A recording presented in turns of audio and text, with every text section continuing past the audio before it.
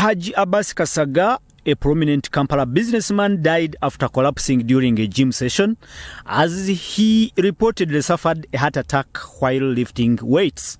Haji Kasaga was rushed to Chibuli Hospital but was pronounced dead there.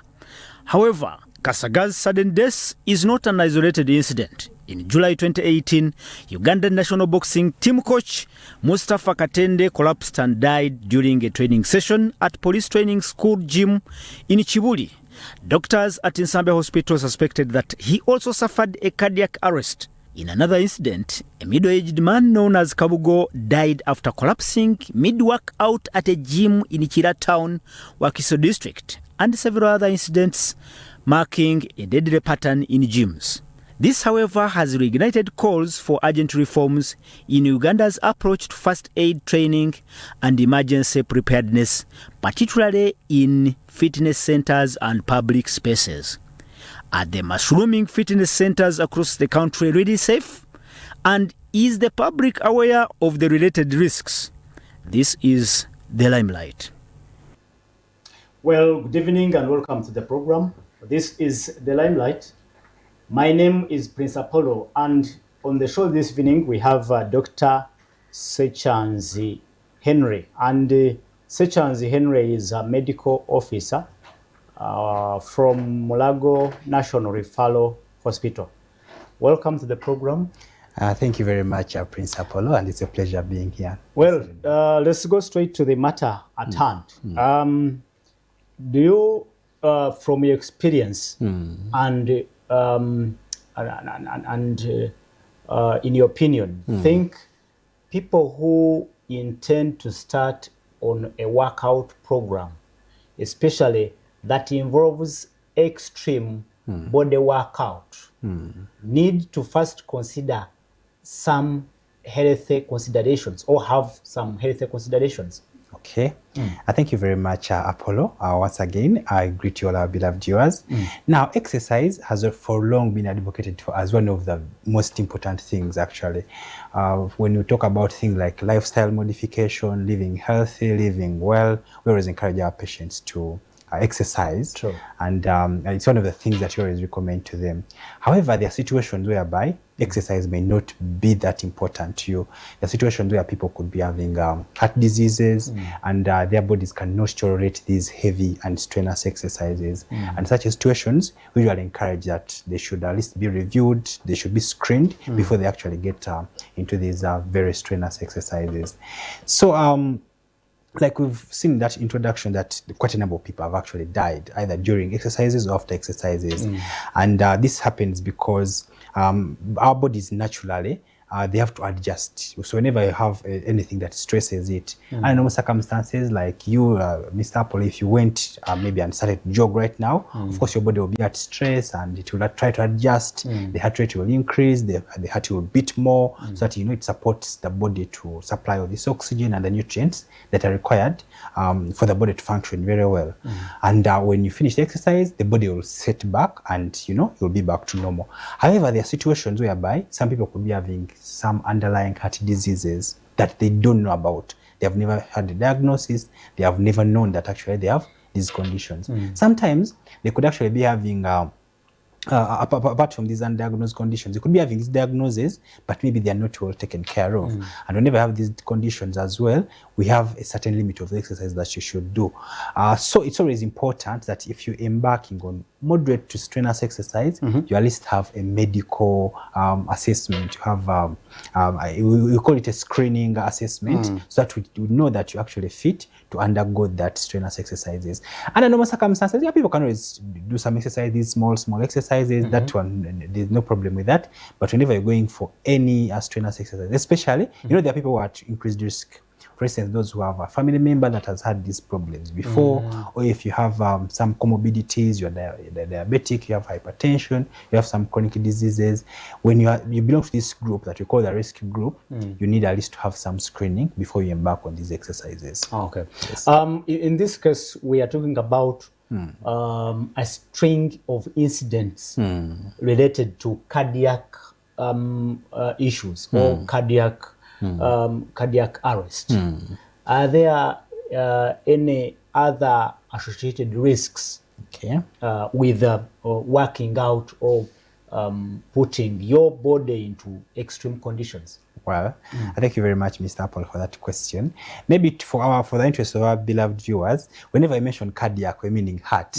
That's why you find that a specialist for heart is called a cardiologist. Yeah. So for us in medicine, you have a way we call our words, and maybe sometimes our words are usually hard for most people, but I hope they can at least understand that cardiac means heart.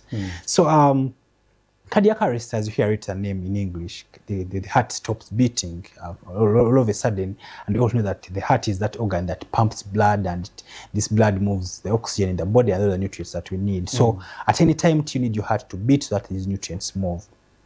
So most of the times, whenever people have these sudden cardiac deaths, usually it's the heart that has a problem most of the time.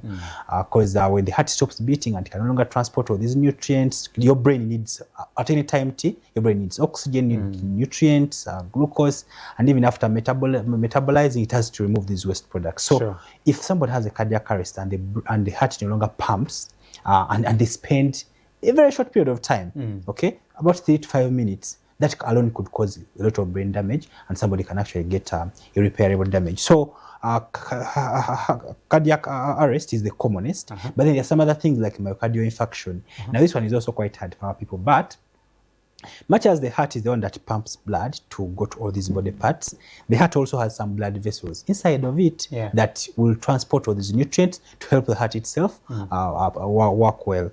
Now what happens is that there are people, especially the elderly people, or those who have had some of these chronic diseases like diabetes, whereby some of these blood vessels could also get blocked. And with that, so imagine you had such a blood vessel, maybe of this diameter, and then it reduces in size. So that means that it can no longer transport these nutrients very well. So if somebody goes for an exercise, maybe a strenuous exercise, and you have these blood vessels that have had their diameter reduced because of maybe things like diabetes, because diabetes affect the blood vessels. Sometimes we talk about things like what we eat, and sometimes you have fat accumulation in the blood vessels. So this alone can as well cause it. But apart from this heart, of course there are some others. The heart has its own electricity, and this electricity is what helps it to pump the blood. So sometimes this electricity can get messed up into what you call an arrhythmia, and it doesn't. So the heart will not function the way it's supposed to function. So most of the times it's actually the heart, but there's some other parts which could be involved. For instance, the brain. Somebody could get a stroke, much as it's not very common, but somebody could actually just as a result of that intense workout. Yes, that intense workout that the body is not used to. And especially if you have something underlying, some other comorbidities that is underlying, you could actually get a cerebrovascular event or a stroke, and actually it could get you down. There are things like kidney damage which could happen under some circumstances. I may not be able to fully explain them in the interest of time. And also dehydration, because when you're exercising, you're losing water. So imagine you're in places which are very hot, like some of the places in the Middle East, and you're already exercising, you could actually get a heat stroke, you could lose too much water, and all these are resulting to you losing some of the essential nutrients that the body needs, and you end up collapsing. So the causes are quite many, but most of the times it's the heart. Most of the ones which you've seen, especially in these athletes, people who are into boxing, people who are doing active sports, most of the times it's actually about the cardiac, about the heart. And the young ones also get it. So not only the elderly, but the young ones also get it. For instance, the young people we've seen, they get a condition called hypertrophic cardiomyopathy, where some parts of their hearts will hypertrophy, especially people who do too much of the athletics. I'm sure you must have heard that sometimes you've had this athlete, they are running, and as they're about to finish their race, they collapse. So for most of them, there's a condition called hypertrophic cardiomyopathy, whereby some of the heart muscles, they have been trying to stretch and adapt to this. So because of that, they could actually get that problem. As well as the elderly ones could get, like we saw in the introduction.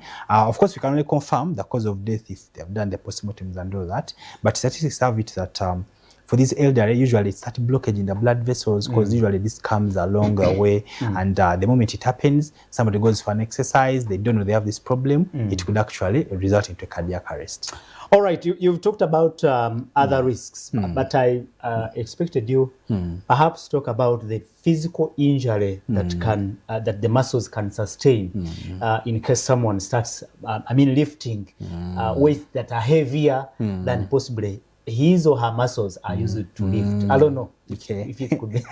Actually, the issue is not even about the muscles, because as you're doing these exercises, yes, what happens is that you're increasing some stress to the body. Yeah, true. Now, this stress, the heart will detect it that, you know what, we need to work more.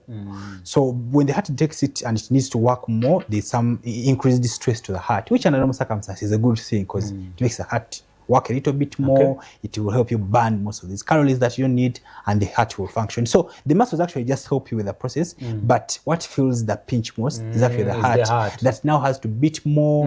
It receives more blood, it has to send out more blood to feed these muscles, because these muscles, they require oxygen all the time, they require nutrients, they require to take away the waste materials. So so if you have an impairment, for instance, and blood is no longer flowing very well, you could actually get very, very bad effects that are coming because of the accumulation of these wastes in the muscles. So the muscles actually, of course, you cannot lift something that you cannot handle. Okay, by the time you lift it, you can handle it, but usually the effect goes back to the heart.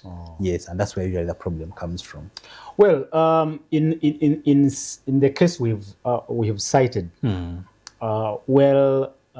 the trainers, the instructors in the gym tried their best to save the patient, but they failed, allegedly because they didn't have the expertise to administer first aid, but they also did not have the tools to use. In this case of a cardiac arrest, what would you recommend as a first response, emergency response? Okay. Thank you very much, Apollo, for that question. Now, before even going into that emergency response, I want our beloved viewers to know that when someone gets a cardiac arrest, it's an emergency. And it's incumbent upon people around there to actually identify that you're having an emergency and you treat it as one. And for every minute that is wasted in such a situation, the outcomes are usually likely bad. Okay, so for every minute that you waste, almost, you're increasing the chances of this person dying by about 7 to 10%. So these conditions are very, very emergent, in that they have to be attended to appropriately and in no minute. What our friends in the developed countries are doing today is that for anybody who is putting up a hospital, you have to put a place where choppers can land. In that if somebody has a problem, maybe they are in their homes, the chopper can actually go pick them very fast and bring them to a place. So these conditions require emergency treatment, but before even emergency treatment, they have to be recognized very early. So patients who get these problems usually they will have some warning signs. One of the commonest is a chest pain, usually on the left side of the chest. Of course, that's where the heart is. And if the heart has any problem, maybe its walls are not doing well, or the vessels are not doing well, usually the first cardinal symptom is the chest pain. Some of them will have other symptoms like feeling fatigue. They could feel like nauseated, they want to vomit. They could get any other symptoms, okay? So it's quite incumbent people in the gym and the trainers to actually know these symptoms, so that if somebody sort of has these, you can intervene immediately. Sometimes it could actually, you can miss them and the person actually gets into a cardiac arrest. Now, when they get there, the things which can actually be done to ensure that this person, they don't get worse complications. There's something what they call a CPR, a cardiopulmonary resuscitation. I believe our viewers must have seen at some point, maybe on the TV, whereby you see doctors trying to push somebody's heart very fast. By pressing. By pressing the chest. Yes. So that's called a cardiopulmonary resuscitation. You're sort of trying to make this heart come back. You're sort of trying to beat it so that, it wakes up and continues to work. But that alone, it requires a skill for somebody to know to do that. And most of our populations here, they don't have those skills. And that's quite unfortunate. So people around may not actually know what to do. They need equipment to use. They need first aid kits. They need that machine, for instance, the defibrillator, and the skills which most of our people lack. So it's quite unfortunate that most of us lack these skills. We don't have this equipment, but it's work in progress. There's always something that can be done. So the moment you see somebody getting this problem, always immediately, the first thing you have to do is not to panic. 2, call for help. Okay, call for help, especially a medical worker. If you have a number of an ambulance, call them. Then be there with the patient, try to stabilize them. There's a certain way you can position this patient. There's a certain way you can support them. If you have facilities to do a CPR, there's a way we can do them. Maybe at some point we shall come back and teach our people more about how we can do something. Finally, let's hear you tell us what could be the recommendations from you, the expert, to the gym owners or instructors in those gyms, and maybe to government. Okay. The policymakers. Thank you very much, Apollo, for that. Now, you realize that, yes, our country is a young country, I would say, and we're still middle-income countries, we're getting there. But, of course, there are those countries that have already gone through what you're going through. Much as we have gyms here, we have gyms also in the West. And what I've seen our friends overseas do is that for people who are at risk, maybe if they're first-timers or they're known to have a risk about the heart, they usually do a lot of screenings and testings to confirm that actually this person is fit for exercises. If somebody is not fit for an exercise, they can always do less strenuous exercises. So what they usually do is that they do these screenings. They have what they call stress testing. They have treadmills where a person goes onto that treadmill. They try to run, they monitor.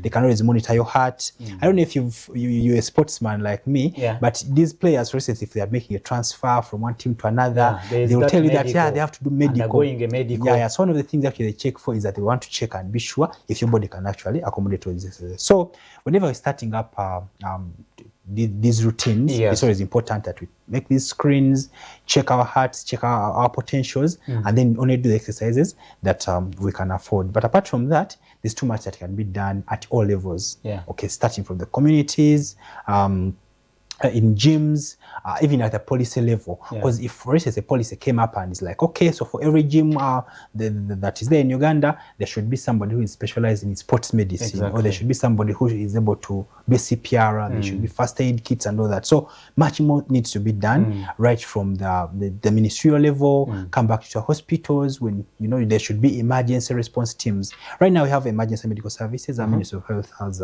very good and robust emergency medical services that you have rolled into action. Ambulances are there, they're trying to support, but much more needs to be done. So there's too much really that can be done, but it stretches from right at the ministry level where we have policy, come to the hospitals who take care of these patients, come to the gym owners who have to set up the equipment and ensure that you have these first aid kits, you have trained people know how to offer first aid. It comes to us ourselves, the people who are going to be in the gyms, to know that actually I could be having such a problem. You need to go always and check, be reviewed at least once in a month, have your heart checked, have your blood pressure checked, have your sugar checked, and then also do exercise that is fit for you. So if we all do this, be sure we can actually reduce on most of these cardiac arrests and all these deaths that happen inside of the gyms and these exercise facilities. Our time is running out, but one last word from you on what do you think about this risk, in your opinion, because gyms are mushrooming all across the country. What do you think is the risk now? Well, in your opinion. Yes. So I feel like it's a good thing that gyms are coming up. And as you realize that for any development that you'll achieve, you always start somewhere and just try to keep improving. So I'm happy that gyms are coming up because the benefits of having gyms themselves are many. People are going to go work out, they burn all these calories they don't need, they reduce on their cardiovascular risk and all that. So it's really a beautiful thing. However, the point is, as they come up, we need to as well take a look at the safety. Okay, how safe are our people? What can we do better in terms of health? What are some of the things that we can implement in terms of screening, ensuring that our people have this monitoring and ensure that they are safe? What more can we do to ensure that the trainers have at least some life skills that they can do basic life support in case an emergency happens? So I'm happy gyms are coming up, and I just feel like we just have to keep building on what we have right now. Thank you so much, Dr. Henry Sechansi. And as we now move to fight obesity, we go to work out to put our bodies into shape. That means we have to be careful. Indeed. We just have to be careful and take care of those other extra details, because without them, we could be at risk. Okay. Thank you. Thank you so much, Dr.